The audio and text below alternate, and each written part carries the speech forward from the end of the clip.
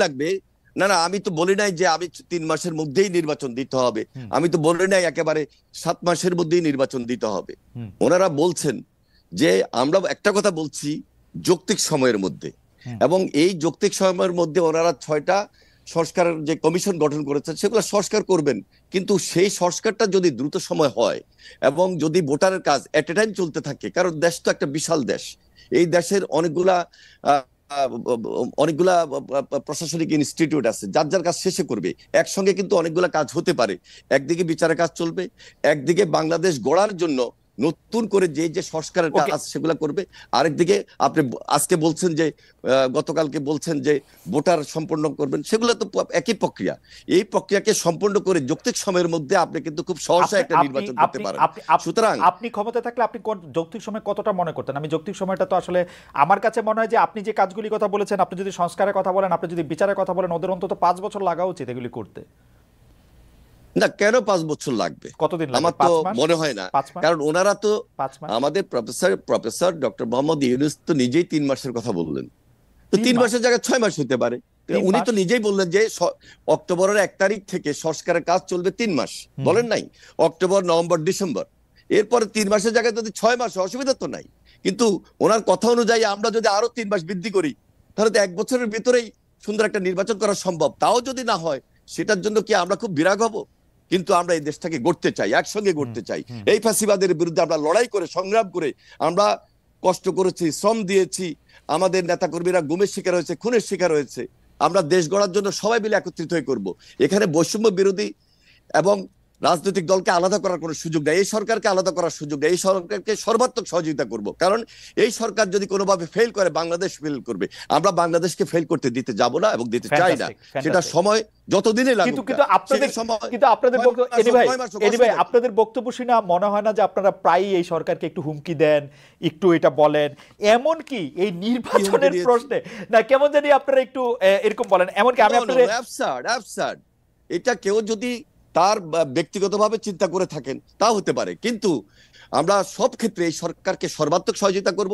কারণ professor doctor Mohammad ইউনূসকে এই দেশের মানুষ নির্বাচনের জন্য একটা যৌক্তিক সম্মান দিতে পারে না, আমরা সম্মান দিতে চাই এবং তার নেতৃত্বে আমরা এই রাষ্ট্রটাকে নতুন ভাবে গড়তে চাই, এবং সেটা তিনি একটা গণতান্ত্রিক পন্থায় ব্যবস্থা আমাদেরকে নিয়ে যাবেন, দেশকে নিয়ে যাবেন, সেই জন্য সর্বাত্মক সহযোগিতা আমরা করব। এবং খুব রিসেন্টলি আপনারা তারেক রহমান সাহেবের বক্তব্য শুনেছেন, এবং সেই বক্তব্যের ধারাবাহিকতা আমরা রক্ষা করে এই সরকারকে সর্বাত্মক সহযোগিতা মানে আপনাদের আসলে ক্ষমতায় এসে বসে পড়া বা এক্ষুনি ক্ষমতা শুরু করার এরকম কোনো তাড়া নাই আপনাদের? না, এত চাপ হওয়ার কিছু নাই তো। আমরা যে কালকেই ক্ষমতায় চলে গিয়ে একেবারে বক্তব্য শুনে আমার কেমন জড়িত হবে ইনশাআল্লাহ। ভাই আপনাদের বক্তব্য শুনে যে আমার মনে হইতো যে আপনারা খুব মানে মানে আপনারা কিছুটা অস্থির, অধৈর্য হয়ে উঠছেন। এটা কোনো অস্থির না, কোনো অস্থির না। আপনারা যথেষ্ট পরিমাণ সময় দিবেন তো? আমরা ওনারা যে সংস্কারের কাজ নিয়েছেন, একদিকে বিচারের কাজ হবে, বিচার আগে দেখতে চাই, পাশাপাশি সংস্কার করে একটা গণতান্ত্রিক পন্থায় জনগণের সরকার প্রতিষ্ঠিত করবেন। এখানে তাড়াহুড়ার কিছু নাই। আর আমরা লুটপাটের জন্য বিএনপি ক্ষমতা আসবে আর বিএনপি ক্ষমতা আসার জন্য আমরা আন্দোলন করছি তা নয়, এই দেশটাকে রক্ষা করার জন্য আমরা আন্দোলন করছি। আমাদের একজন দর্শক বলছেন যে তারা কেন থাকবে, বিএনপি তো অলরেডি ইন পাওয়ার। যদি লুটপাট বা দুর্নীতির কথা বলি তাহলে তারা তো তাদেরটা করতেই পারতেছে। ব্যাপারটা কি এরকম? ভাই কেন এরকম হবে?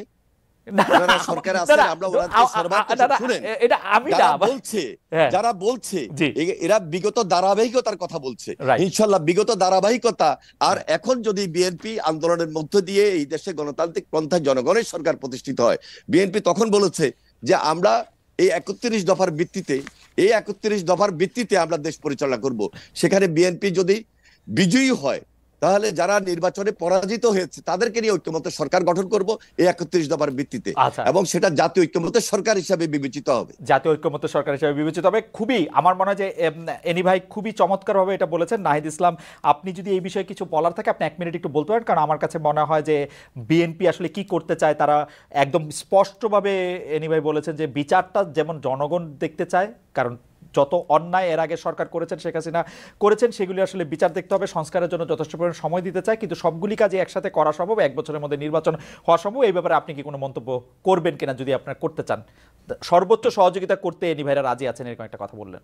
না, অবশ্যই আমরাও সেই সহযোগিতা চাই, এবং রাজনৈতিক দলগুলোর সহযোগিতা ছাড়া আসলে এই সরকারকে ফাংশন করানো সম্ভব নয়। এবং এই সরকার কিন্তু অভ্যুত্থানের সমর্থনে গড়ে উঠেছে, এবং এই অভ্যুত্থানে যেহেতু একটা জাতীয় ঐক্যমত্য তৈরি হয়েছে, সকল রাজনৈতিক দলগুলা এবং ছাত্র জনতার অংশগ্রহণ ছিল, ফলে এই সরকার কিন্তু সবাইকে প্রতিনিধিত্ব করে। এই জন্য আমি এর আগেও যেটা বলেছি যে যে কোনো জাতীয় সিদ্ধান্তের জন্য আমরা কিন্তু এই রাজনৈতিক দলগুলো এবং ছাত্র জনতার ঐক্যমত্যের ভিত্তিতেই জি, দেশ পরিচালনা আমার করতে মনে চাই, হয় যে একই নির্বাচনের রকম মেয়াদে এনি ভাইও সিদ্ধান্ত প্রায় তিনি একই নিতে রকম চাই। কথাই বলেছেন, কিন্তু জনাব ইসলাম, সম্প্রতি আপনার একজন সতীর্থ, একজন সমন্বয়ক নিজেকে ঢাকা বিশ্ববিদ্যালয়ের শিবির সভাপতি ঘোষণা করেছেন।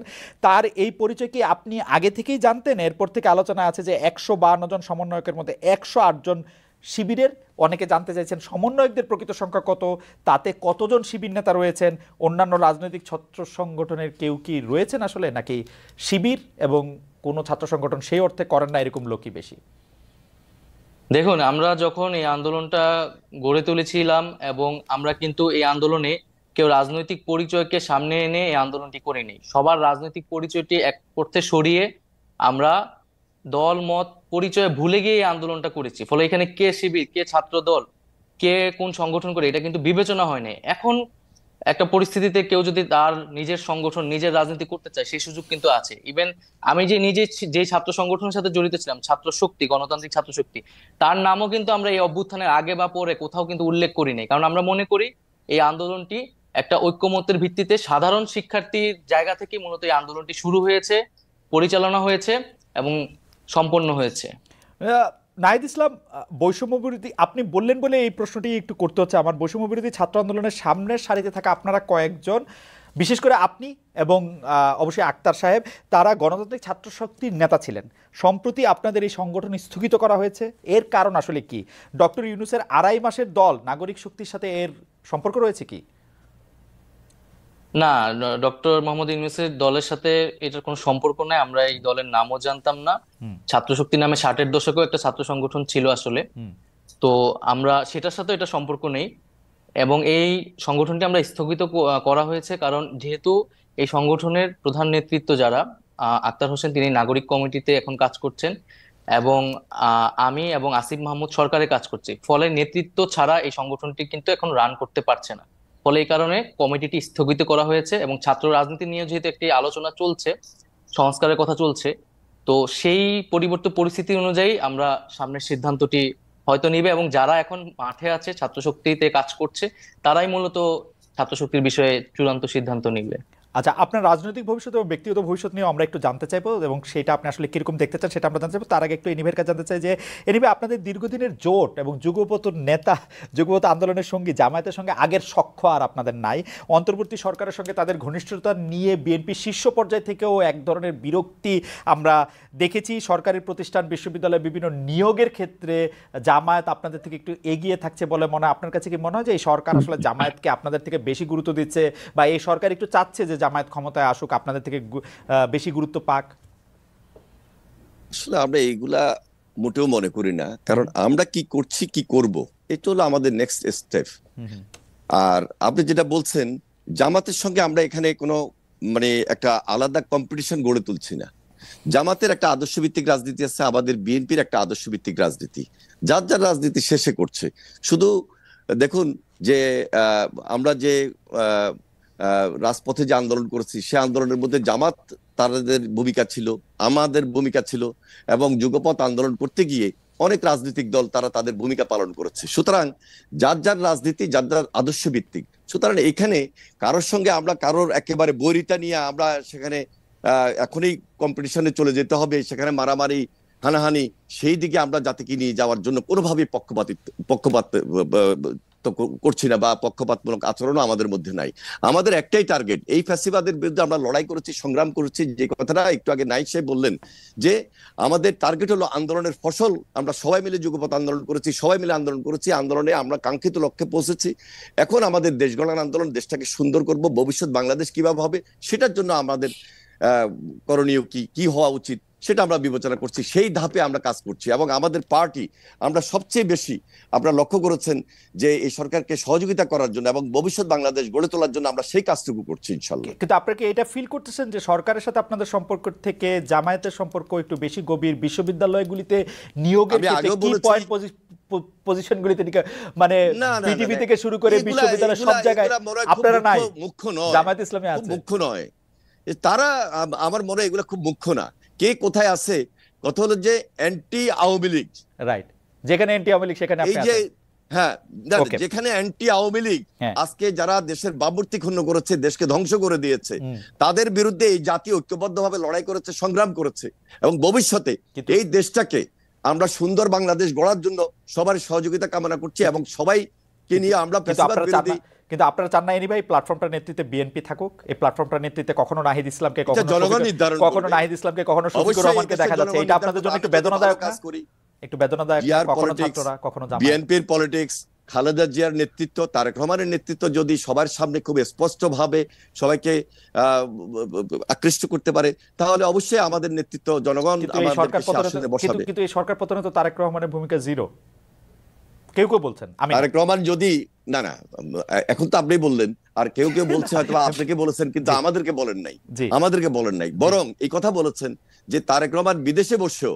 যেখানে দেশনেত্রী বেগম খালেদা জিয়া এত অসুস্থ ছিলেন, জি, তার মধ্যে দেশের তারেক রহমান বিএনপির ভারপ্রাপ্ত চেয়ারম্যান হিসেবে দায়িত্ব নেওয়ার পর তিনি আমাদের ওয়ার্ড লেভেল, ইউনিয়ন লেভেল, থানা লেভেল, উপজেলা লেভেল, আমাদের কেন্দ্র এবং জেলা লেভেলে যেভাবে দলকে ঐক্যবদ্ধ করেছেন এবং জাতিকে, সকল রাজনৈতিক দলকে ঐক্যবদ্ধ করেছেন, সে আন্দোলনের ফসল হিসাবে আমাদের ছাত্র ভাইরা যখন কাঙ্ক্ষিত লক্ষ্যে পৌঁছার জন্য এগিয়ে গিয়েছেন, সেখানে তারেক রহমানের নেতৃত্বে তিনি সমর্থন দিয়েছেন, এবং পরবর্তীতে সর্বশেষ যখন শহীদ মিনারে আমাদের ছাত্র ভাইরা যখন আহ্বান জানিয়েছে সকল রাজনৈতিক দলকে, তখন তার নেতৃত্বে এই বিএনপি স্ট্যান্ডিং কমিটির অনেক নেতৃবৃন্দ জেলে ছিলেন, আমরা অনেকেই জেলে ছিলাম, কিন্তু তিনি দেশের বাইরে বসেও যেভাবে নেতৃত্ব দিয়েছেন, সেই নেতৃত্বের ফসল হিসাবে আজকে সবাই মিলে ঐক্যবদ্ধ বাংলাদেশ। আপনাকে ধন্যবাদ। আমি একটু জনাব নাহিদ ইসলাম, আপনার কাছে প্রশ্ন যাওয়ার আগে আমাদের দর্শকদের মধ্যে একটা বড় অংশ যে মানে যে বিষয়টি আমার মাধ্যমে আপনার কাছে উপস্থাপিত করতে বলেছেন, সেই দুটি বিষয় আগে একটু বলে রাখি। 43তম বিসিএস এর পাস করার পরও তাদের গেজেট নোটিফিকেশন কেন হয় নাই, সেটি আপনার একটু আমলে আছে কিনা এবং সেটি নিয়ে আপনি কোনো কিছু করছেন কিনা, সেই ব্যাপারে তারা একটু জানতে চেয়েছেন। আরেকটি বিষয় জানতে চেয়েছেন যে তারা বয়স সীমা, সরকারি চাকরির বয়স সীমা 35 বছর বয়স পর্যন্ত হবে কিনা, সেটি আপনারা কিভাবে করবেন সেটি জানতে চেয়েছেন। আর আমার প্রশ্নটিও করে রাখি, আপনি আমাদের অনেকগুলি প্রশ্ন রয়েছে, শুধু আপনি যদি খুব না এই দুটি যদি আপনি জবাব দেন, তারপর আমি মানে আপনার মতামত বলেন, তারপর আমরা প্রশ্নটি করি, কারণ এই প্রশ্নটি আবার এনিভাইয়ের বক্তব্যের সাথে লিঙ্কড। জি, না, এখানে হচ্ছে প্রশাসন তো সংস্কারের কমিশন হয়েছে, বয়স সীমার বিষয়টাও আলোচনা হচ্ছে, এবং দ্রুত সময়ের মধ্যেই পিএসসি তে পিএসসির সাথেও আমাদের আলোচনা হচ্ছে, যাতে এই যে নিয়োগ পরীক্ষা, শুধু বিসিএস না, অনেকগুলো পরীক্ষা স্থগিত আছে, সেই পরীক্ষাগুলো যাতে দ্রুত দেওয়ার ব্যবস্থা করা যায়, সে বিষয়ে আমরা কাজ করছি। আশা করি খুব দ্রুত সময়ের মধ্যেই সেটি পরীক্ষাগুলো হবে। ওকে। আর প্রশ্নটি হচ্ছে যে এক দফা সরকার পতন আন্দোলনের আগে আপনাদের যে 9 দফা দাবি ছিল, তাতে দলীয় লেজুর ভিত্তিক ছাত্র রাজনীতি নিষিদ্ধের দাবি ছিল আপনাদের, কিন্তু অনেক ক্ষেত্রেই সেটি দলীয় লেজুর ভিত্তিক ছাত্র রাজনীতি না হয়ে গোটা ছাত্র রাজনীতি নিষিদ্ধের দিকে আপনারা যাচ্ছেন, এটি একটা কথা। আরেকটি কথা হচ্ছে যে উপাচার্যদের সরিয়ে দেওয়া হয়েছে, বড় পদগুলিতে নতুন নিয়োগ হয়েছে, 2-3 মাস বন্ধ থাকার পরে ক্লাসও শুরু হয়েছে, কিন্তু ছাত্রলীগের যারা নেতাকর্মী আছেন তাদের লেখাপড়ার কি হবে? আপনারা, তারা তো ক্যাম্পাসে ফিরতে পারছে না, রাজশাহীতে জাহাঙ্গীরনগর বিশ্ববিদ্যালয়ে তাদেরকে পিটিয়ে মারা ঘটনা ঘটেছে, তাদের আসলে ভবিষ্যৎ কি হবে? এই দুটি ব্যাপারটা যদি একটু বলেন। আরেকবার একটু যদি বলতেন। মানে একটা তো হচ্ছে যে 9 দফার একটা দফা ছিল যে আচ্ছা, হ্যাঁ, ছাত্র রাজনীতি, ছাত্র রাজনীতিটাকে দলীয় লেজুর ভিত্তি মুক্ত করবেন, কিন্তু এখন দেখা যাচ্ছে যে ছাত্র রাজনীতি বাদ দেওয়ার। জি, দেখুন, ছাত্র রাজনীতি নিষিদ্ধের কথা কিন্তু মানে আমরা বলছি না, বা বৈষম্যবিরোধী ছাত্র আন্দোলন থেকেও বলা হচ্ছে না সরাসরি, মূলত সাধারণ শিক্ষার্থীদের জায়গা থেকে এটি আসছে। এটি আসছে কেন, এটাও আমাদের একটু বুঝতে হবে যে আমাদের কিন্তু শিক্ষার্থীদের একটা দীর্ঘদিনের ট্রমা রয়েছে, যে একটা ক্ষমতায় সরকার যায় এবং তার ছাত্র সংগঠন সেখানে ক্ষমতা চর্চা করে, দখলদারিত্ব করে এবং শিক্ষার্থীদের উপর নির্যাতন করে। এখন সামনের আমরা এখানে, এখন না হলে অন্তর্বর্তীকালীন সরকার, কিন্তু সামনে যদি একটা রাজনৈতিক দল ক্ষমতায় আসে, তার ছাত্র সংগঠন যে একই কাজ করবে না, সেই নিশ্চয়তাটা শিক্ষার্থীরা চাচ্ছে, এবং সেই ট্রমা থেকে কিন্তু সারা এই কথাটা বলছে। কিন্তু আমরা মনে করি যে এটি কোনো সমাধান নয়, ছাত্র রাজনীতি অবশ্যই থাকতে হবে। সেক্ষেত্রে দলীয় লেজুর ভিত্তি মুক্ত করেই স্বাধীনভাবে ছাত্রদেরকে কাজ করতে দিতে হবে, রাজনৈতিক চর্চা করার সুযোগ দিতে হবে। আর ছাত্রলীগের ছাত্রদের ক্যাম্পাসে ফেরা বা তাদের জীবনের নিরাপত্তা, শিক্ষা জীবনের নিরাপত্তা, সেটি সেক্ষেত্রে দেখেন, ছাত্রলীগের একটা বড় অংশ কিন্তু এই আন্দোলনের সময় আমাদের সাথে জড়িত হয়ে গেছে, আন্দোলনের শুরু থেকে, কোটা সংস্কারের সময় থেকে কিন্তু তারা আমাদের সাথে এসেছিল। এবং ছাত্রলীগের আসলে খুব কম একটা অংশ যারা আসলে চিহ্নিত সন্ত্রাসী, যারা আসলে বেশিরভাগই যারা অছাত্র অথবা সন্ত্রাসী কার্যক্রম করেছে ক্যাম্পাসগুলোতে, হলগুলোতে, তারাই কিন্তু আজকে ভয়ে ক্যাম্পাসগুলোতে আসতে পারছে না, কারণ তাদের আসলে কোনো নৈতিক জায়গা থেকেও তারা শিক্ষার্থীদের সামনে দাঁড়াতে পারছে না। তো সেক্ষেত্রে বিশ্ববিদ্যালয় প্রশাসন ব্যবস্থা নিবে। আমরা একটা রিকনসিলিয়েশন প্রজেক্ট অবশ্যই চাই। যারা চিহ্নিত, যাদের বিরুদ্ধে সুস্পষ্ট অভিযোগ রয়েছে, তাদের বিরুদ্ধে প্রশাসনিক এবং আইনগত ব্যবস্থা যাতে নেওয়া হয়। এবং এছাড়া যারা নিরপরাধ বা নীরব ভূমিকা পালন করছে, তারা তাদের শিক্ষা জীবন শেষ করতে পারবে। এই বিষয়ে আমরা বিশ্ববিদ্যালয় প্রশাসনের সাথে কথা বলেছি। ওকে, মানে অনেকে এরকম একটা বলছেন যে যারা আসলে ক্রিমিনাল অ্যাক্টিভিটির সাথে জড়িত ছিলেন তাদের বিরুদ্ধে তো মামলা, তারপর আইনি কার্যক্রমগুলি হতেই পারে, কিন্তু শুধুমাত্র আরেকটি দল সমর্থন করার জন্য তাদের বিরুদ্ধে যাতে কোনো মানে ব্যবস্থা না নেওয়া হয় সে ব্যাপারে নিশ্চয়ই আপনারা দেখছেন, মানে ব্যাপারটা যাতে আইন নিজের হাতে না তুলে নিয়ে সেটি যেন। নাহিদ খালেদ ভাই, আমি জাস্ট একটা কথা বলতেছি যে আমরা কিন্তু আর আগের পরিস্থিতিতে নাই যে অমুক দল সমর্থন করে। এটা কিন্তু ছাত্রদল শিবিরের মতো বিষয় না যে ছাত্রদল করে দেখে তাকে ক্যাম্পাসে ঢুকতে দেওয়া নেই, এখন ছাত্রলীগ করে বলে তাকে ক্যাম্পাসে ঢুকতে দেওয়া হবে না। একটা গণহত্যা হয়েছে এবং এইখানে কত কত শিক্ষার্থীদের উপর হত্যা করা হয়েছে। এটার বিচার না হওয়া পর্যন্ত তারা যদি তাদের সাথে এই ঘটনার সাথে জড়িত থাকে, এবং ক্যাম্পাসগুলোতে আপনি দেখেছেন 15 তারিখ কিভাবে আমাদের নারী শিক্ষার্থীদের উপর হামলা, বর্বরোচিত হামলা করা হয়েছে। তো সেই হামলাগুলোর বিচার, যারা এটার সাথে জড়িত ছিল তাদের বিরুদ্ধে অবশ্যই প্রশাসনিক ভাবে এবং আইনগতভাবে ব্যবস্থা নেওয়া হবে। এবং এছাড়াও আমরা বলেছি যে গত 16 বছর ধরে যারা ক্যাম্পাসগুলোতে এই ধরনের হামলা নিপীড়ন করেছে, এবং প্রচুর অভিযোগ কিন্তু প্রক্টর অফিসে এখনো জমা আছে, যেটার কোনো ব্যবস্থা নেওয়া হয় নাই। প্রয়োজনে তাদের বিরুদ্ধেও আইনি ব্যবস্থা নেওয়ার নিতে হবে। ক্ষেত্রে আমার মনে হয় যে এটাতে দ্বিমত পোষণ করার কোনো কাজ দরকার নাই, সুযোগ নাই, কারণ এগুলির বিচার হতেই হবে। ছাত্রলীগ গত 16 বছরে যত কিছু মানে ছাত্র ছাত্রী নির্বিশেষে যে যে যে যে নিপীড়ন চালিয়েছে তার বিচার আসলে অবশ্যই হতে হবে। আমাদের শুধু কথা ছিল যে সেটি যেন আইনি প্রক্রিয়ার মাধ্যমে হয়। শুধুমাত্র আপনি এটি পরিষ্কার করলেন যে শুধুমাত্র ছাত্রলীগ, ছাত্র শিবির, ছাত্র দল বলেই তাকে ক্যাম্পাসে ঢুকতে দেওয়া হবে না, এরকম কোনো কিছুর ব্যাপারে আপনার সিদ্ধান্ত নেন। আপনাকে ধন্যবাদ। আমি একটু এনিভাইয়ের কাছে যেতে চাই। এনিভাই, এই আপনি জানেন যে দলের মাননীয় মহাসচিব, মানে বাংলাদেশ জাতীয়তাবাদী দলের মাননীয় মহাসচিব পরিষ্কার বলেছেন যে ছাত্র রাজনীতি বন্ধের বিরোধিতা করেছেন। যেটি ছাত্র রাজনীতি বন্ধ হিসাবে আপনি এটি দেখছেন, সেটি আপনি আসলে কীভাবে দেখেন? বৈষম্য বিরোধী ছাত্র আন্দোলনের যে স্পিরিট ছিল, যে দলীয় লেজুর যারা করছেন সেই সব থেকে ছাত্র রাজনীতিকে মুক্ত করা, তার সাথে আপনি স্পিরিটের দিক দিয়ে একমত কিনা? দুই হচ্ছে, আপনারা যখন ঢাকা বিশ্ববিদ্যালয়ের নেতৃত্বে, ছাত্র রাজনীতির নেতৃত্বে দিচ্ছেন, আপনি আসলে আমারও নেতা ছিলেন, কারণ আপনি ঢাকা বিশ্ববিদ্যালয়ের ছাত্র তখন আপনার সংগঠন থেকে আপনি সবচেয়ে বড় পজিশনে আপনি ছিলেন, সেই হিসাবে আমাদের সবার সাথেই আপনাদের দেখা হয়েছে। তখন আপনারা ছাত্র শিবির ও ছাত্র সমাজের কার্যক্রম আপনারা ঢাকা বিশ্ববিদ্যালয়ে করতে দেন নাই, আপনারা বন্ধ করেছেন। এখন যে ঢাকা বিশ্ববিদ্যালয় ছাত্র শিবিরদের যে নেতাদের নামই বলা যায়, সবার আগে জেনেছেন, সবার আগে বসেছেন, নবনিযুক্ত ভিসি তাদের সাথে কথা বলছেন, তো সেটাকে আপনারা আসলে কীভাবে দেখেন? দুটি প্রশ্ন। একটি প্রশ্ন হচ্ছে যে বৈষম্য বিরোধী ছাত্র আন্দোলনের যে স্পিরিট ছাত্র রাজনীতি সম্পর্কে, তার থেকে আপনার স্পিরিট আলাদা কিনা? দুই হচ্ছে শিবির আর ছাত্র সমাজ প্রকাশ্যে এসে সভাপতি ভিসিদের বৈঠক করা, সেটিকে আপনারা কীভাবে দেখছেন? দেখুন, আমি অ্যাডভাইজার নাহিদের কথাগুলোকে আমি একটু আগে যেটা উনি বলছেন ওগুলোকে আমি সমর্থন করেই বলছি। যারা হত্যা, সন্ত্রাস, রাহাজানির সঙ্গে জড়িত ছিল আইন অনুযায়ী তাদের বিচার হবে। আর যারা বিভিন্ন বিশ্ববিদ্যালয়ে ভাইস চ্যান্সেলর হিসাবে ছিলেন, এই ভাইস চ্যান্সেলর হিসাবে কিন্তু একটা অবৈধ সরকারের অবৈধ নিয়োগ ছিল, সুতরাং তাদেরকে এখানে নিয়ে আসা এটা আমাদের দায়িত্বের মধ্যে পড়ে না। আর আইন অনুযায়ী যাদের বিচার হবে, বিচারের প্রক্রিয়ায় তাদেরকে সেখানে মোকাবিলা করতে হবে। আর সাধারণ ছাত্ররা ঢাকা বিশ্ববিদ্যালয়ে বলেন আর বিভিন্ন শিক্ষা প্রতিষ্ঠান বলেন, তারা তাদের উন্মুক্ত ছাত্র রাজনীতি থাকাটাই উচিত। কারণ ছাত্র রাজনীতি যদি না থাকে তাহলে দুর্বৃত্তায়ন কিন্তু বেড়ে যাবে, এটা সন্ত্রাস, অত্যাচার, নির্যাতনের মাত্রাও বেড়ে যাবে। তবে আমরা যারা লেজুর ভিত্তিক ছাত্র রাজনীতির কথা বলার চেষ্টা করছি, আসলে লেজুর ভিত্তিক ছাত্র রাজনীতিকে আমরা ওন করি না।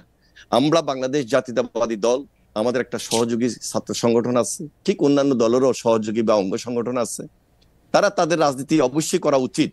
ছাত্র রাজনীতির ভাবমূর্তি রক্ষা করে ছাত্র রাজনীতি করতে হবে। হ্যাঁ, এখানে যেটা সাধারণ ছাত্রদের পক্ষ থেকে কথা উঠেছে যে ছাত্র রাজনীতি আসলে বন্ধ করবে কি করবে না, সেটার জন্য ডায়ালগ হতে পারে, আলোচনা হতে পারে, এবং সেটা কি কি ছাত্র রাজনীতির সংস্কার হতে পারে, গুণগত পরিবর্তন আনা যায়, এবং ছাত্রদের জন্য ছাত্র রাজনীতি, শিক্ষা প্রতিষ্ঠানের মধ্যে যেন ছাত্র রাজনীতি সেটা ছাত্রদের অধিকার প্রশ্নে থাকে, সেগুলাকে প্রাধান্য দিয়ে সকল রাজনৈতিক দলের সঙ্গে যদি কেউ যদি আমরা ডায়ালগের প্রেক্ষাপট তৈরি করি, ইতিমধ্যে বৈষম্য বিরোধী ছাত্র আন্দোলনের যারা নেতৃত্ব আছেন তাদের সঙ্গে আমরা কথা বলেছি, আলোচনা হয়েছে। সেই আলোচনার পরিপ্রেক্ষিতে আমি এটাই বলতে পারি, তাদের নিজস্ব একটা থিঙ্ক ট্যাঙ্ক আছে, তারাও আলোচনা করছেন যে আমরা কোনোভাবেই ক্যাম্পাসে ছাত্র রাজনীতি থাকবো না, এই কথা আমরা বলতে চাই না। হ্যাঁ, ছাত্র রাজনীতির সেখানে অবশ্যই সচেতন হতে হবে, দায়িত্বশীলতার পরিচয় দিতে হবে, রেগুলার ছাত্ররা যেন ছাত্র রাজনীতি করেন, ছাত্ররা যেন ছাত্র রাজনীতি করেন, সেখানে যেন সংস্কার নিয়ে আসতে পারি, সেই ডায়ালগ কিন্তু হতে পারে। এনি ভাই, আপনি জানেন সবকিছু, কারণ আপনার মানে আপনি প্রখর মেধাবী একজন মানুষ এবং আপনার মনেও থাকে, এখন তো আপনি রাজনীতি করছেন সেগুলো, কিন্তু আপনি জানেন যে বৈষম্য বিরোধী ছাত্র আন্দোলনের একাধিক সমন্বয়ক ঢাকার বাইরে সমাবেশ করতে গিয়ে বাধার মুখে পড়েছিলেন। কোনো ক্ষেত্রে অভিযোগ রয়েছে বিএনপি সমর্থিত ছাত্র সংগঠন ছাত্রদল এসব ঘটনার সাথে সম্পৃক্ত ছিল। এই বিষয়টি নিয়ে কি আপনি কিছু বলবেন? আমি আপনাকে বলে রাখি, আমরা কিন্তু দেখেছি যে ছাত্রদল এটা অস্বীকার করেছে, কিন্তু এনিভাই এটা তো আমাদের মুখস্থ। এখন ছাত্রলীগ নাই এবং ছাত্রলীগের কারো এরকম সাহসও নাই যে এইগুলি আইসা এরকম বাধা দিবে। এগুলি যদি করে তাহলে এটা ছাত্রদলই করছে, মানে এটা হচ্ছে ছাত্রলীগ নাই, আওয়ামী লীগ নাই, তাদের প্রেতাত্মারা আছে, তাদের অর্থ আছে, কড়ি আছে, এবং তারা সবাই কিন্তু হাসিনার মতো পালিয়ে যায় নাই, তাদের সবাই কিন্তু এই দেশেই আছে এবং তারা বসে আজকে বিভিন্নভাবে ষড়যন্ত্রে লিপ্ত, দেশের বাহিরে এবং দেশের ভিতরে বসে। সুতরাং এটাকে কোনোভাবে আপনি উপেক্ষা করতে পারবেন না। আর ছাত্রদল কোনোভাবে এই সমস্ত ঘটনার সঙ্গে সম্পৃক্ত না। আমরাও 2-4টা কথা এরকম শুনেছি, কিন্তু এই শোনার ক্ষেত্রে এবং আমাদের নির্দেশনা এবং আমরা সহযোগিতা করেছি, আমাদের বিভিন্ন ডিস্ট্রিক্টে আমরা সহযোগিতা করেছি। আমাদের এই বৈষম্য বিরোধী ছাত্রদের ভিতরে লুকিয়ে থাকা কিছু কিছু দুর্বৃত্ত কিন্তু থাকার হয়তোবা চেষ্টা করছে, হয়তোবা এরা বৈষম্য বিরোধী ছাত্রদের নামে না, কিন্তু ষড়যন্ত্র করছে যারা করার। আমরা এই ব্যাপারে খুবই স্পষ্ট এবং আমাদের ছাত্র সংগঠন জাতীয়তাবাদী ছাত্রদল আমরা সর্বাত্মক সহযোগিতা করছি এই কারণে যে এই দেশে ছাত্র রাজনীতির ভাবমূর্তিকে আমরা পুনরুদ্ধার করব, এই দেশে ছাত্র রাজনীতি যেন থাকে এবং আপনি তো এত চমৎকার বলেন, শুনতে ইচ্ছা করে শুধু, কিন্তু আপনি এটা বলেন যে আপনারা ছাত্রদলের পক্ষ থেকে কি এরকম কথা শুনতে পাচ্ছেন না যে আমরা এতদিন ধরে 15, 16, 17 বছর ধরে রাষ্ট্র ক্ষমতায় নাই, রাষ্ট্রের বিভিন্ন নিপীড়ন যন্ত্রের মুখোমুখি হয়েছে, এখন আবার নতুন করে ক্ষমতাটা বিশেষ করে তরুণদের বা যুবকদের ক্ষমতাটা আরেকজনের কাছে যখন যায় প্রকটভাবে, তারা সেটিকে আসলে সমূলে প্রথম থেকেই এটিকে উৎপাটিত করতে চাইবেন এবং সেটিতে আপনাদেরও নির্দেশনা চাইছেন যে তারা এটি করার জন্য? দেখুন, আমাদের যে বয়স, আমি যদি আমাকেই বলি যে বয়স, আমি নিজেকে এখনো তো বলি না যে আমাদের তরুণ পার হয়ে গেছে। ঠিক একইভাবে আমাদের ভারপ্রাপ্ত চেয়ারম্যান তারেক রহমান, তিনিও কিন্তু আমাদের তরুণদের নেতা। আর আমরা স্যালিউট করি যে এই দেশের তরুণদের নেতৃত্বেই আন্দোলন অতীত হয়েছে, ভবিষ্যৎ মানে এবারও হয়েছে এবং ভবিষ্যতের তরুণরাই দেশ গড়বেন। সুতরাং তরুণদেরকে গাইড করা, তরুণদের সঙ্গে থেকে দেশ গড়া, এটা আমাদের কাজ, এটা আমাদের স্পিরিট। আমরা এই স্পিরিটের সঙ্গে একত্রিত হয়ে এখনো বলছি যে বাংলাদেশের ছাত্র রাজনীতি এবং এই যে জেড জেনারেশন, এদের পরামর্শগুলা গ্রহণ করা, এদের সঙ্গে আলোচনা করা এবং এদের ভাবমূর্তিকে ধরে রেখে কাজ করা এবং ভবিষ্যতে এরা যেন ছাত্র রাজনীতির সঙ্গে সম্পৃক্ত হয়। কারণ ছাত্র রাজনীতির সঙ্গে যদি সম্পৃক্ত এরা না হয়, তাহলে এই দেশে ছাত্র রাজনীতির নতুন ভাবমূর্তি তৈরি হবে না, যেটা ছাত্র রাজনীতির উপর অনেক কালিমালেপন হয়েছে অতীতে, সেটাকে গুছিয়ে এনে ভবিষ্যতে ভাবমূর্তি তৈরি করে এই জেনারেশন যেন এগিয়ে যায়, সেই জন্য সর্বাত্মক সহযোগিতা আমরা এই জেনারেশনকে করব এবং সর্বাত্মক সহযোগিতা করছি এবং করব। আমি একটু নাহিদ ইসলামের কাছে শুনি। জনাব নাহিদ ইসলাম, আপনি জানেন যে ছাত্র আন্দোলনে যারা সমন্বয়ক ছিলেন তারা জেলা জেলায় মত বিনিময় সভা করছেন, অনেক জায়গায় এই নিয়ে গন্ডগোল হয়েছে। আপনাদের রাজনৈতিক দল গঠন কি বাধার মুখে পড়ছে কিনা, এই বাধা দেওয়ার ক্ষেত্রে আপনি বিএনপি জামায়াতের কোনো ভূমিকা দেখেন কিনা? দল ঘোষণা না হলেও স্পষ্টতই সমন্বয়করা এখন রাজনৈতিক কর্মসূচিতে আছেন, এর খরচ কিভাবে জোগাড় হচ্ছে?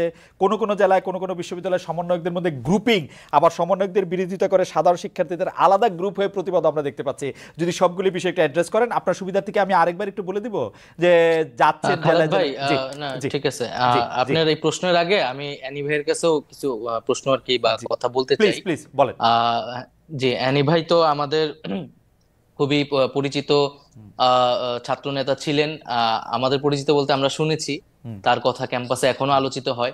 তো এখানে যে একটা বিষয় যে আমরা যেটা বারবার বলছি যে ছাত্ররা স্বাধীনভাবে আসলে রাজনৈতিক কার্যক্রম করতে হবে তাদেরকে, এবং সেক্ষেত্রে রাজনৈতিক দলগুলোর কিন্তু সবচেয়ে বেশি ভূমিকা মানে রাখতে হবে, এবং এই মুহূর্তে তাদের এই কমিটমেন্টটা ছাত্রদের কাছে করতে হবে যে একটা ছাত্র সংগঠনকে কি তারা কেবল তাদের দলীয় কাজে লেজুর হিসেবে ব্যবহার করবে, নাকি স্বাধীনভাবে তাদের ক্যাম্পাসগুলোতে শিক্ষার্থীদের পক্ষে কাজ করার সুযোগ করে দেবেন। 1 নাম্বার। 2 নাম্বার হচ্ছে ছাত্র রাজনীতি বা ছাত্র নেতৃত্বের বিকাশের প্রধানতম জায়গাটা কিন্তু ছাত্র সংসদ নির্বাচন, এবং আমরা কিন্তু 90-এর ডাকসুর কথাও শুনেছি, এবং কিন্তু 90-এর পরে বিএনপি যখন ক্ষমতায় আসলো তখন কিন্তু ছাত্র সংসদ নির্বাচন আমরা দেখতে পেলাম না, এবং যার ধারাবাহিকতা আওয়ামী লীগে রেখেছে, এবং 28 বছর কিন্তু ডাকসু নির্বাচন ছিল না। ডাকসু নির্বাচন ছাড়া, ছাত্র সংসদ ছাড়া কিন্তু আপনি কোনো ছাত্র রাজনীতি আসলে কল্পনা মানে যে ছাত্র রাজনীতি সেটা আসলে সঠিক নেতৃত্ব চর্চাটা হয় না। তো ছাত্র সংসদ এই নির্বাচনটা আসলে এই বিএনপি যদি ক্ষমতায় আসে তারা এটা অব্যাহত রাখবে কিনা, বা তারা পূর্বে এটি রাখেনি কেন, এই বিষয়টি আমি তার কাছে জানতে চাচ্ছি। আর দ্বিতীয়ত আপনি যে বিষয়টা বললেন, এখানে বৈষম্য বিরোধী আন্দোলনের পক্ষ থেকে বা আমাদের কারো পক্ষ থেকে কিন্তু রাজনৈতিক দল করার কথা বলা হয়নি, এবং এটি আরো স্পষ্ট করছি, আমরা দুইজন যারা এখানে সরকারে এসেছি তাদের সাথেও কিন্তু বৈষম্য বিরোধী আন্দোলনে একটা তফাৎ ঘটে গেছে, এবং আমরা কিন্তু তাদের সাংগঠনিক কার্যক্রমে এই মুহূর্তে আর যুক্ত থাকছি না, কারণ আমরা সরকারের কাজে মনোনিবেশ করছি। বৈষম্য বিরোধী ছাত্র আন্দোলন তার যে দাবি দেওয়া, তার 1 দফা 9 দফা এগুলো কিন্তু এখনো পূরণ হয়নি, হত্যার বিচার হয় নাই, আহত এবং শহীদ পরিবারদেরকে এখনো সহযোগিতা পৌঁছানো যায় না, তারা কিন্তু সেই দাবিগুলো নিয়ে কাজ করছে। সেটার জন্য বৈষম্য বিরোধী আন্দোলন দেশ পুনর্গঠনে ছাত্রদের জায়গা থেকে কাজ করছে, এবং সারা দেশে যে শিক্ষার্থীরা আন্দোলন করছে তাদের সাথে একটা মত বিনিময়, তারা কি ভাবছে সেই জায়গাতে কিন্তু তারা জেলায় গিয়েছে। আমাকে একটু সাহায্য করবেন। প্রথম কথা হচ্ছে যে আপনি বলছেন যে আপনি এবং জনাব আসিফ এবং আমি ধরে নিচ্ছি যে জনাব মাহফুজও, তাহলে আপনারা বৈষম্য বিরোধী ছাত্র আন্দোলনের সাথে আপনারা একটু দূরত্ব মেনটেন করছেন, অর্থাৎ আপনারা সরকারে আছেন, বৈষম্য বিরোধী ছাত্র আন্দোলনের যে সমন্বয়কদের যে কাজ তাদের যে এর সাথে আপনাদের সম্পর্ক এখন একটু দূরবর্তী, মানে ডে টু ডে অপারেশন কোনটা নাই। জি, আচ্ছা, মানে বৈষম্য বিরোধী ছাত্র আন্দোলন কোন সরকার দলীয় কিন্তু প্ল্যাটফর্ম না, আসলে এটি একটি স্বতন্ত্র প্ল্যাটফর্ম, অভ্যুত্থান নেতৃত্বদানকারী প্ল্যাটফর্ম, এবং অভ্যুত্থানের আকাঙ্ক্ষা বাস্তবায়নে তারা কাজ করছে, এবং খুব শীঘ্রই হয়তো বৈষম্য বিরোধী আন্দোলন পুনর্গঠিত হবে, সেখানে হয়তো আমরা তো থাকবো না, আমরা এখন থেকেই নাই, আমরা কিন্তু কোনো সাংগঠনিক কার্যক্রমে অংশগ্রহণ করছি না। কিন্তু জনাব নাহিদ ইসলাম, আপনি অনুষ্ঠান শুরুর আগে আমি আর এনি ভাই আলোচনা করছিলাম আপনার সাথে, আপনি এখনো মাত্রই শিক্ষা জীবন হয়তো আপনার শেষের পথে বা শেষ আপনি করছেন, মানে আপনি যদি আরো বেশি পড়াশোনা করেন সেটা তো আপনি করতেই পারবেন, কিন্তু তাহলে আপনার বা আসিফ মাহমুদের বা জনাব মাহফুজের, জনাব আসিফ মাহমুদের তাদের ভবিষ্যৎ কি? মানে তারা আপনারা কি করবেন? মানে আপনারা তো রাজনীতিই করবেন তাই না? মানে আপনারা তো চাকরি বাকরি করতে পারবেন না, পারবেন কি? জানি না চাকরি বাকরি করতে পারবো কিনা।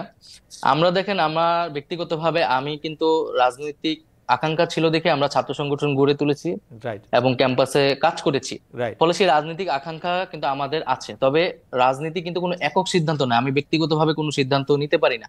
আমরা এখন রাজনৈতিক দলকে কোনো প্রাধান্য দিচ্ছি না, এটি আমাদের মানে কোনো কাজ না। আমাদের এখন প্রধান কাজ হচ্ছে এই যে দেশ পুনর্গঠন, সরকারের থেকে এবং সরকারের বাইরে যারা আছে সকলে মিলে দেশ পুনর্গঠনে কাজ করে এবং সকলকে সহযোগিতা করে। আমরা সেটিকে সর্বাধিক গুরুত্ব দিচ্ছি, রাষ্ট্র সংস্কারে যে কাজটাকে সফল করে আমরা যাতে গণতান্ত্রিক রূপান্তর করতে পারি। পরবর্তীতে আমাদের এই দায়িত্ব শেষ হলে, নির্বাচন আসলে সেই সময় আমরা হয়তো সেই বিষয়ে একটা সিদ্ধান্ত নিব, কিন্তু আমরা এই বিষয়ে এখন কোনো সিদ্ধান্ত নিচ্ছি না, সেই উদ্দেশ্যে কোনো কার্যক্রম করছি না। তবে আমরা এখানে বৈষম্যবিরোধী ছাত্র আন্দোলন সংগঠিত করতে চাচ্ছি শিক্ষার্থীদের, কারণ আমরা মনে করছি যে এখনো আসলে আমাদের ভয়ের জায়গাটা কাটেনি। গণ অভ্যুত্থানকে রক্ষা করার জন্য হলেও এবং তার আকাঙ্ক্ষা বাস্তবায়নের জন্য হলেও শিক্ষার্থীদের মধ্যে সেই সাংগঠনিক জায়গাটা থাকা দরকার। নাই, এ ব্যাপারে আমার কৌতূহল আসলে একটু বেশি, সেজন্য আমি একটু জানতে চাইছি যে সত্যি আমি যদি মানে I can feel for you, যে ধরেন আমি এখন আসছি, এখন এটা 1 বছর থাকবো, 2 বছর থাকবো, 3 বছর থাকবো সরকারের জন্য, সেটা আমি জানি না। আমি এখন যেখানে আসছি, আমি যদি এখন রাজনীতি না করি, আমাকে আসলে চাকরি করতে হবে, কারণ আমার বিশ্বাস বৈষম্য বিরোধী ছাত্র আন্দোলনের সঙ্গে আপনারা যারা ছিলেন তারা এমন কোনো দুর্নীতির সঙ্গে সম্পৃক্ত হবেন না যে আপনারা 1 বছর 2 বছর সরকারের থেকে এত টাকা আপনাদের হবে যে আপনাদের সারা জীবন আর কিছু না করলে হবে। আপনাদের আসলে আপনি আমি যারা একই ধরনের পরিবার থেকে আসছি, আমাদের আসলে পরিবারটি বয়ে নিয়ে যাওয়ার জন্য আমাদের কাজ করতে হবে কোনো না কোনো কাজের সাথে। সেটা আপনি কীভাবে করবেন মনে করেন যে, বা আপনার পরিকল্পনাটা কি আসলে? মানে এটা তো আপনাকে ভাবতে হবে, মানে আপনি কি ভাবছেন সেরকম? কারণ আপনি না, যদি এখন এটা চাকরি ভাবি নাই এবং ভাবার সময়ও পাচ্ছি না আসলে। রাইট কিন্তু যেটা ধরেন, আপনি রাজনৈতিক দল কিন্তু এত সহজ কথা না। রাজনৈতিক কিছু মানুষ জড়ো হইলে একটা রাজনৈতিক দল হয়ে যায় না। সেটার জন্য আদর্শ লাগে, সেটার জন্য সংগঠন লাগে এবং কর্মসূচি লাগে। এখন আমাদের কাছে কিন্তু সেই সময়টা নাই যে আমরা একটা রাজনৈতিক দলের পিছিয়ে আসলে গড়ে তোলার জন্য সময়টা দিব। আমরা আসলে গভর্নমেন্টে আছি, আপনি পরিস্থিতি বুঝতেছেন আমাদের এই সময়টা কতটা পরিশ্রম করা লাগতেছে। এবং আমরা যেই প্রতিশ্রুতি নিয়ে এসেছি, আমরা কিন্তু একক সিদ্ধান্তে ব্যক্তিগত জায়গা থেকে আসি নাই। মানুষের কাছে কিন্তু আমাদের জবাবদিহিতা করতে হবে যে তাদের আকাঙ্ক্ষাটা আমরা বাস্তবায়ন করতে পারছি কিনা, বা আমরা ওকে আমাদের ভূমিকাটা পালন করতে পারছি কিনা। তো সেইটাই আমাদের সবচেয়ে বেশি মনোযোগ, আমরা সেই কাজটা সম্পূর্ণ করতে চাই। তারপরে আমরা আমাদের ব্যক্তিগত, দলীয়, রাজনৈতিক সেই বিষয়গুলো নিয়ে আমরা ভাববো। আচ্ছা, আমার শুভেচ্ছা এবং শুভকামনা থাকলো আপনাদের প্রতি। আমি একটু জনাব এনি ভাই, আপনার কাছে আমি শেষ দুটি প্রশ্নে আসতে চাই। এই দুটি প্রশ্নের মধ্যে থেকে প্রথম প্রশ্নটি হচ্ছে যে আওয়ামী লীগ সরকারের বিরুদ্ধে আপনাদের বড় দুটি অভিযোগ ছিল যে বেগম খালেদা জিয়াকে চিকিৎসার জন্য বিদেশে যেতে দেওয়া হচ্ছে না। আমরা দেখেছি এই সরকার, অন্তর্বর্তী সরকার ক্ষমতা গ্রহণের মধ্যে দ্রুততার সাথে বেগম খালেদা জিয়ার মামলার ব্যাপারটি নিষ্পত্তি করা এবং তার পাসপোর্ট ফিরিয়ে দেওয়ার একেবারে চেষ্টা করেছে, কিন্তু বেগম খালেদা জিয়ার বিদেশে যেতে কি আসলে কোনো বাধা রয়েছে কিনা, তিনি দেশে যাচ্ছেন না কেন? এবং আরেকটি অভিযোগ ছিল যে তাদের হামলা মামলার আশঙ্কার কারণে জনাব তারেক রহমান দেশে ফিরতে পারছেন না, এরকমটা আমরা শুনেছি।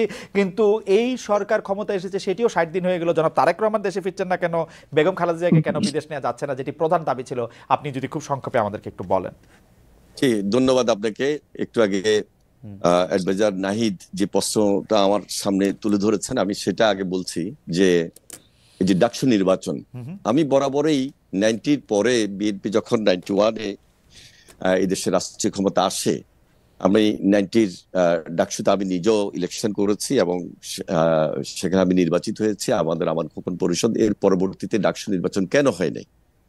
তো ওই সময় আমাদের রেগুলার স্টুডেন্ট এবং ইরেগুলার স্টুডেন্টদের মধ্যে একটা কম্পিটিশন ছিল এবং আমি রেগুলার স্টুডেন্টের পক্ষে ফাইট করেছি, দল আমাকে মনোনয়ন দিয়েছে। তার মানে কি, বিএনপি রেগুলার স্টুডেন্টের পক্ষে অবস্থান নিয়েছে, কিন্তু ইরেগুলার স্টুডেন্টদের পক্ষে নিয়েছে তখন কিছু irregular student plus Awami League, Chhatra League, যার কারণে সেই নির্বাচন হতে পারে নাই। সেকেন্ড, 93-তে আবার যখন ডাকসু নির্বাচন হয় তখন আমাকে দল বিপি নমিনেশন দিয়েছে, সেটাও কিন্তু রেগুলার স্টুডেন্ট এবং ইরেগুলার স্টুডেন্টের ফাইট ছিল। সেখানে একই জিনিস ঘটনা ঘটেছে, সেখানে আমরা বরাবরই ডাকসুর পক্ষে ছিলাম, বাংলাদেশ জাতীয়তাবাদী দল, কিন্তু এই চক্রান্তকারীদের আওয়ামী লীগের বা মুজিববাদী ছাত্রলীগের তখন ওই ষড়যন্ত্রের কারণে আমরা নির্বাচন আমরা করাই নিতে পারি নাই। হ্যাঁ, এটাকে আপনি স্বাভাবিকভাবে বিএনপি সরকারে ছিল, কিন্তু আমরা সরকারে থাকলেও বিশ্ববিদ্যালয় একটা স্বায়ত্ত শাসিত প্রতিষ্ঠান, সরকার সেখানে সরাসরি হস্তক্ষেপ করার কোনো সুযোগ নাই। আর ভবিষ্যতে বিএনপি যদি এদেশের জনগণের সরকার হিসাবে ম্যান্ডেট পায়, তখন বিএনপি আবারও বলছে যে আমরা এককভাবে সরকার পরিচালনা করব না, সকলকে নিয়ে ঐক্যমতে সরকার গঠন করব। এবং সেখানে অবশ্যই শুধু তখন নয়, যখন বিপি নূর হয়েছিল আমরা সেই নির্বাচনে অংশগ্রহণ করেছি। এনিওয়ে, আপনার বক্তব্য পুরো পরিষ্কার। ভবিষ্যতে দর্শকরা যে ডাকসু নির্বাচন হবে, সেই ডাকসু নির্বাচন অবশ্যই হওয়া উচিত এবং আমরা সেখানে সর্বাত্মক সহযোগিতা করব। এবার আসুন, দেশনেত্রী বেগম খালেদা জিয়া দীর্ঘদিন অসুস্থ ছিলেন, এখনো অসুস্থ আছেন। ওনার বিদেশে যাওয়ার ক্ষেত্রে এখন কোনো বাধা নেই, তবে এখানে বিদেশে যে ডাক্তার বিদেশে কোথায় যাবেন সেগুলো একটা প্রিপারেশন আছে, সেই প্রিপারেশন নিয়ে আমরা অপেক্ষায় রয়েছি। ইনশাল্লাহ খুব শীঘ্রই আমরা চেষ্টা করব দেশের বেগম খালেদা জিয়া উন্নত চিকিৎসার জন্য দেশের বাইরে উনি যাবেন। এবং আমাদের প্রিয় নেতা জনাব তারেক রহমান, তিনি ওনার যে মামলাগুলো তিনি নিজে মোকাবেলা করতেছেন, মামলাগুলো যদি আইনি প্রক্রিয়া সবকিছু সমাধান হয়ে যায়, খুব শীঘ্রই ইনশাল্লাহ উনি দেশে ফিরবেন এবং বাংলাদেশ যে বিএনপি এবং এই দেশের রাজনীতিতে ওনার ভূমিকা উনি যেভাবে পালন করেছেন তার চেয়ে বেশি এবং দায়িত্বশীলতার সহিত পালন করবেন। আমি ব্যাপারটা এনি ভাই একটু বুঝতে চাই যে জনাব তারেক রহমানের বিরুদ্ধে মামলা এখন রয়েছে, কিন্তু তিনি কি এখনো এই একই আশঙ্কা করছেন যে তিনি দেশে নামার সাথে সাথে তাকে গ্রেফতার হতে পারে?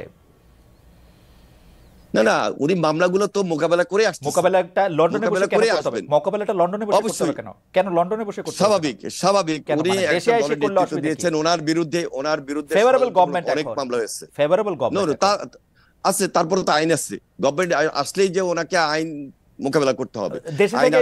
দেশে থেকেই মামলা মোকাবেলা করা সম্ভব না। আপনি তো দেশে থেকে মামলা মোকাবেলা করছেন এনি ভাই। তারেক রহমান না, তারেক রহমানের জীবন সব সময় আওয়ামী লীগের কাছে তখন এখন এই 60 দিন আওয়ামী লীগের হিসাবে আমি আনতেছি না, এই 60 দিন এই সময়ে উনি আসবেন, উনি মোকাবেলা করে আসবেন। এই কারণে আসবেন যে উনি এসে যেন আমাদের সঙ্গে সম্পৃক্ত হয়ে জাতীয় রাজনীতিতে ওনার যে ভূমিকা সেগুলো তিনি সরাসরি আমাদের সঙ্গে থেকে কাজ করতে পারেন। উনি আসার কারণে, আইনের কারণে যদি ওনাকে জেলে যেতে হয়, সেই জিনিসটা আমরা ওনার জামিন হবে, ওনার জামিন হবে, সেটা তো কি অসুবিধা? ওনার তো আর সর্বোচ্চ আদালতে না জামিন হবে, জামিন এটা ইন্টারেস্টিং। তবে এনিওয়ে আমার কাছে মনে হয় যে এটি, আমার কাছে এটি মনে হয় যে আপনার সাথে তারেক সাহেবের কথা হয়, ওনাকে জামিন দিয়ে দিবে। আমার সাথে মনে হয় যে আপনার সাথে তারেক সাহেবের নিয়মিত কথা হয় আপনার দলের মধ্যে। এটিতে আপনারা একটি পরিষ্কার সিদ্ধান্ত জাতির সামনে দিলে এটি মনে ভালো হয়। যাই হোক, কারণ আমার কাছে এটি এখনো খুব গ্রহণযোগ্য মনে হচ্ছে যে তিনি দেশে এসে কেন মামলা লড়তে পারবেন না, তিনি দেশে এসে কেন, এটা আমি জানি না কেন হয়। মামলা লড়ছেন তো, মামলা বাইরে বসে লড়ছেন এতদিন, বিদেশ থেকে কেন উনি মামলা লড়ছেন, একই ধারাবাহিকতা লড়ছেন কেন? বিদেশ থেকে কেন এনি ভাই, লন্ডন থেকে কেন? নাহিদ, আপনারা কি তারেক সাহেবকে আসতে দিচ্ছেন না? না আমাদের পক্ষ থেকে তো এরকম, এটা মানে তিনি ইচ্ছা করলে আসতে পারেন, এটা তা আইন রয়েছে, সেই আইন অনুযায়ী। আমার কাছে মনে হচ্ছে যে এই ব্যাপারটা নিয়ে আসলে আমরা নিশ্চয়ই একটা ক্লিয়ার পিকচার পাবো। আমার এনিভার জন্য আরেকটি প্রশ্ন আছে, সেই প্রশ্নটি আমি একটু করে, আমাদের হাতে একটু সময় না, I just want to request hour producer to extend it for 2 or 3 more minutes, because আমি আমি একটু এনিভাইকে জানতে চাই যে এনিভাই 5 আগস্টের পরে সংখ্যালঘু সম্প্রদায় আক্রান্ত হয়েছে, জাতীয় সঙ্গীত নিয়ে প্রশ্ন তোলা হয়েছে, মাজার ভাঙার ঘটনা ঘটেছে, দরবার আক্রমণ করা হয়েছে, নারীরা আক্রমণের মুখে পড়েছে, নারীদের পোশাক নিয়ে কথা বলা হয়েছে, হিজবুত তাহরির প্রকাশে তৎপর, সামনে দুর্গাপূজার আয়োজন নিয়ে নানা শঙ্কা। অন্তর্বর্তী সরকার কি সব বিষয় ঠিক মতো সামলাতে পারবে, কি মনে করেন আপনি? দেখুন, আমি আগে বলেছি দেশের ভিতরে এবং বাইরে বসে কিন্তু অনেক ষড়যন্ত্র চলতেছে। বিবিসি একটা নিউজও করেছে, এবং এই দেশে যে সমস্ত নিউজগুলো হচ্ছে, বিশেষ করে হিন্দু সম্প্রদায়কে নিয়ে, এগুলো ম্যাক্সিমাম ফেক, এবং বাংলাদেশের বাইরে বসেও এই সমস্ত ষড়যন্ত্রগুলো হচ্ছে। এবং অনেকগুলা নিউজ এখানে যেটা এসেছে যে, এবং সরাসরি হিন্দু সম্প্রদায়ের অনেকেই কমিটমেন্ট কথা বলেছেন মিডিয়ার সামনে, বাস্তবের সঙ্গে এগুলোর কোনো মিল নাই। আর ভবিষ্যতে যে পূজাটা আসতেছে, আমরা খুবই সতর্ক আছি, এবং আমাদের দলীয় পর্যায় থেকে কোনোভাবেই যেন তারা ষড়যন্ত্র করে আবার এই হিন্দু সম্প্রদায়ের উপর আঘাত করে আমাদের নাম বা দেশে আমাদের যে একটা শৃঙ্খলা অবস্থা, সেখানে কোনো ষড়যন্ত্রে লিপ্ত না হতে পারে, সেজন্য আমরা এখন থেকে সতর্ক আছি, সজাগ রয়েছি, এবং আমাদের দলীয় নেতা কর্মীদেরকে ইতিমধ্যে নির্দেশ দেওয়া হয়েছে প্রত্যেক জায়গায় তাদের সহযোগিতা করার জন্য। তাদেরকে আমরা ইতিমধ্যেই সেই সহযোগিতার হাত বাড়িয়ে দিয়েছি। এটা সরকারকে এই ব্যাপারে খুব সতর্ক থাকতে হবে। ইনশাল্লাহ সরকার সজাগ আছেন বলে আমরা মনে করছি। তাছাড়া এই যে মাজারের কথা বললেন বা আরো অনেক দরবারের কথা বললেন, সবকিছু মিলে একটা স্বাধীন বাংলাদেশ কিভাবে গড়তে হবে, এখন থেকে সেই পরিকল্পনা নিয়েই সুন্দর বাংলাদেশ গড়ার জন্য আমরা এগিয়ে যাচ্ছি, এবং আমাদের সর্বাত্মক সহযোগিতা এই সরকারের প্রতি আমাদের রয়েছে এবং ভবিষ্যতে থাকবে ইনশাআল্লাহ। এনিওয়ে, আপনাকে ধন্যবাদ। আমি এটা নিয়ে শুধু এক লাইন জনাব নাহিদ ইসলাম আপনার কাছে শুনতে চাই যে আপনার এই ব্যাপারে কি অনেকগুলি বিষয়ে প্রশ্ন তোলা হয়েছে যে সেগুলো আপনি ঠিকমতো করতে পারবেন কিনা, ষড়যন্ত্রের কথা বলেছেন এনিওয়ে। নাহিদ, আপনি যদি একটু শেষ কথা বলতেন, আমরা শেষ করে দেব, আমাদের অনুষ্ঠান শেষ আসলে। না, অবশ্যই এই বিষয়টা আমরা কিন্তু 5ই আগস্টের পর থেকে বারবার বলেছি যে আমাদের এখানে সকলের সমান অধিকার, নাগরিক অধিকার নিশ্চিত করতে আমরা চাই। আমরা সংখ্যালঘু সম্প্রদায়ের সাথে বারবার বসেছি। আমি নিজে দীঘিনালায় গিয়েছি পাহাড়ি বাঙালি দ্বন্দ্বের পরে, এবং আমরা এই বিষয়ে সতর্ক আছি, এবং আমরা বাংলাদেশের মানুষও এই বিষয়ে সচেতন আছে, এবং ঐক্যবদ্ধভাবেই আমরা সামনের যে কোনো এই ধরনের পরিস্থিতিকে মোকাবেলা করতে পারবো, এবং সকলকে সেই নিরাপত্তা ইসলাম, আপনাকে অনেক ধন্যবাদ জনাব শহীদউদ্দিন চৌধুরী এনি। আপনার সাথে কথা বলে অনেক বিষয় নিশ্চয়ই আমাদের দর্শকরা পরিষ্কার হয়েছেন। আপনি জেনে খুশি হবেন 52,000-এর বেশি দর্শক লাইভ এই অনুষ্ঠানটি দেখেছেন। জনাব নাহিদ ইসলাম, আপনাকেও অনেক ধন্যবাদ। এবং